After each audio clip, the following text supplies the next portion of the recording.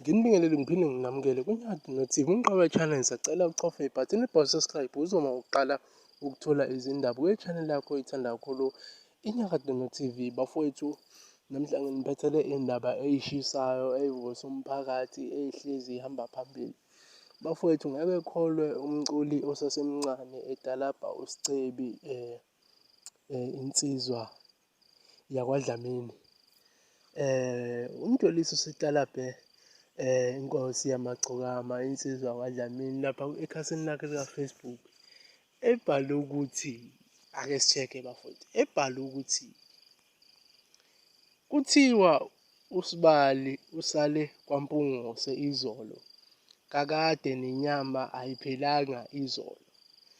Njengoba nibona bafowethu-ke la umntalapho-ke otalajwe lo mfana lo Umjolisi, umfana isilo sama-2K.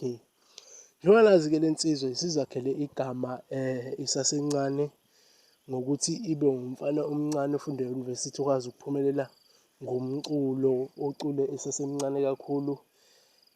Waphumelela ngokushesha, phela akekho umuntu ophumelele bafowethu ngokushesha kanje eqale umculo. Masiqala ukubuka ngempela ukuthi uqale ukurekhoda kahle ngonyaka ledlule le, waqala wakhipha le ngoma yakhe eyaduma kakhulu, ubaba ka-Enzo. Engathi-ke yagcwala i-South Africa yonke, iyona-ke ingoma akaduma ngayo-ke ezweni lonke bafowethu. Mina nawe ahlangane lapha kuma-comment section usho ukuthi kwenzakala kanjani manje, lezi nsizwa seziyacofana yini? Awuhlale lapha kuma-comment section usho ukuthi le nsizwa ngabe le nto eyibhalile